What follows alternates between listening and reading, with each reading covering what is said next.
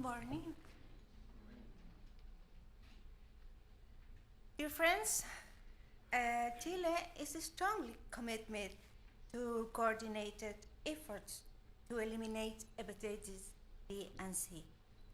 Last year, the Coalition Against Hepatitis issued a universal call to enhance the collaborated relationship among nations. The goal is the joint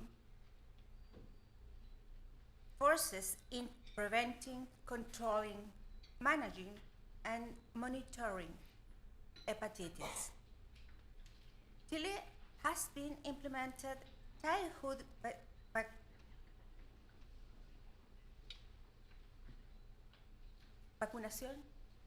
vaccination for 18 years, Additionally, we have implemented screening for pregnant women, vertical transmission prophylaxis, and free antiviral therapies to cure hepatitis D, all guaranteed for law.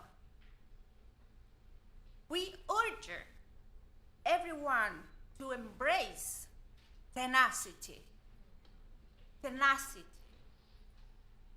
as a virtue and continue working for those who need our attention the most. Thank you so much.